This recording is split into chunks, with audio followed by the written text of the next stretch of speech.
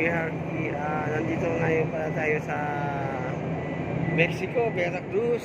Ang araw ngayon ay araw ng Linggo, January 8, 2023. So, bagong taon at saka ito na yung Veracruz. Maganda itong lugar na ito dahil may labas na yun para may simbahan. Yun.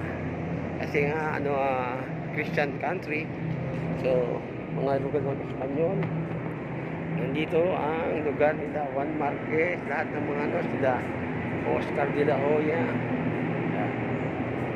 Yung vlogger sayang nga. So, ito yung courtship. Tapos nakalabas na rin ako rito, maganda rito. So, maraming dumi ng mga sigal. Namuti na yung proa ng barko na. Ang ibig sabihin ng proa, yung harapan ng barko.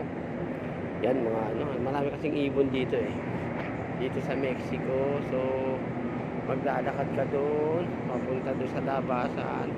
Ayun ay city, nakitang-kita. Naging maganda rito. Dito ang labasan pala.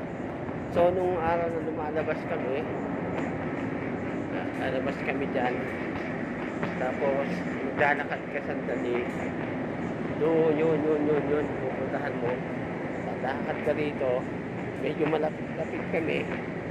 Lalakad ka. Yan Tapos doon, yung parang may barko. Ito nga yung Veracruz. So, magandang lugar sa mainit ngayon. Ang oras ngayon ay mag-aalas 8 na ng umaga. So, pumuputok ang araw.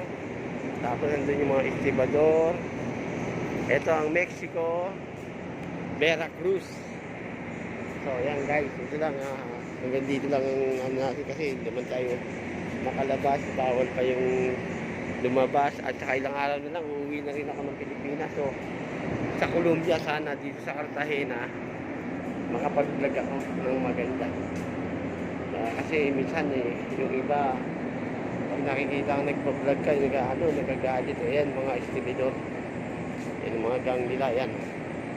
Yung mga driver pa. Kasi car shift kami. So, ayan. May service sila.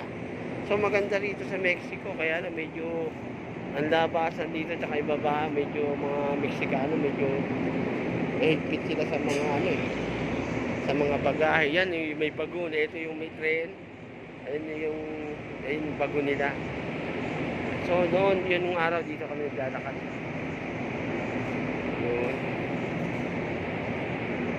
Ito yung Mexico. Nandun na guys, Mexico, Veracruz.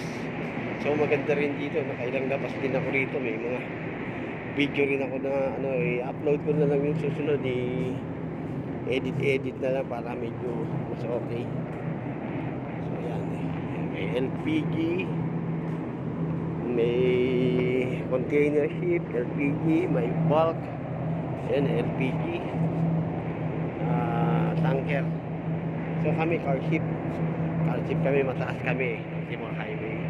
So bawal itong pinapakita ko yun, kaya minsan tinatakpan din natin dapat. Sige, hanggang dito na guys. Ang inyong vlogger Bisayang Ungas, nandito sa Mexico.